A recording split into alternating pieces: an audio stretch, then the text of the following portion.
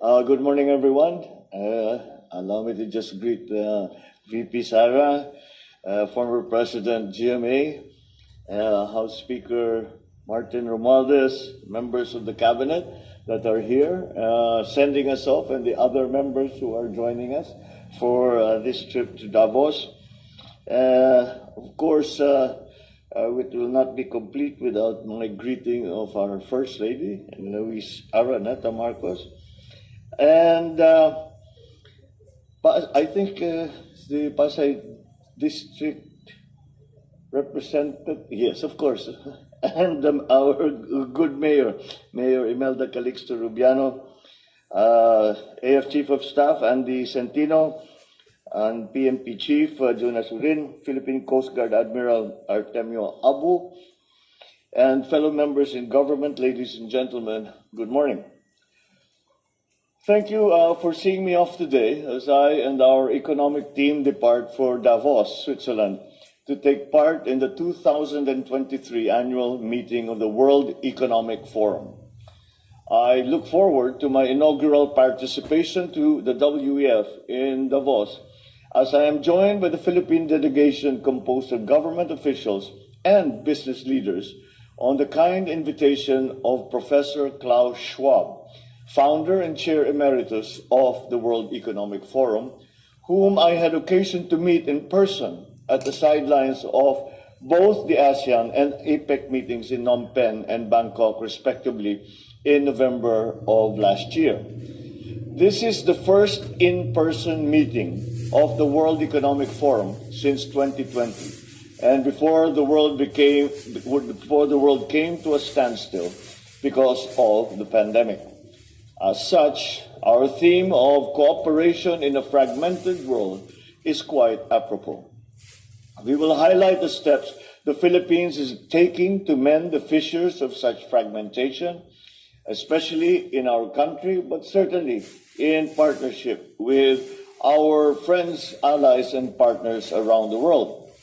Related to this is the need to collectively bolster and reinforce our post-pandemic economic recovery efforts by addressing the challenges we face posed by rising food prices, the impact of conflict in other parts of the world, and the continuing existential threat posed by climate change.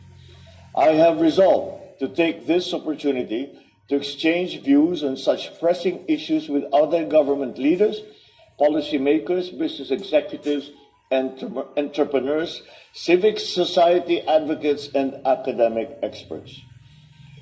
The Philippines is also being given a unique opportunity to highlight the significant economic gains we have achieved in the last part of the year, as attested to by upward growth projections of the World Bank and the Asian Development Bank.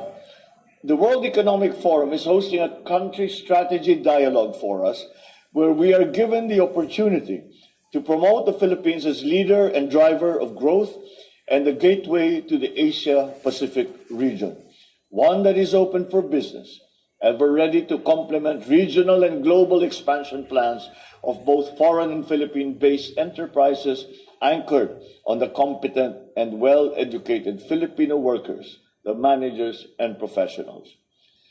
I will draw attention to our efforts at building resilient infrastructure that bolsters our effort to reinforce robust and resilient supply chains, ensures food security, including critical interlinkages with health and nutrition, while furthering climate-friendly, clean, and green energy to power the Philippine economy.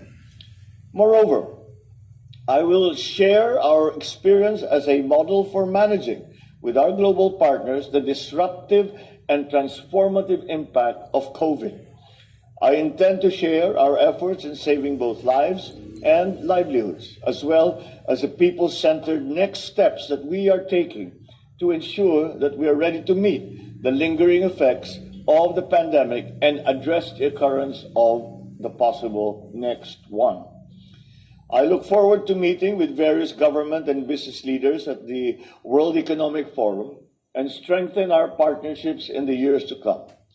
Thank you all, and mabuhay po kayong lahat, and good morning to you all. Thank you.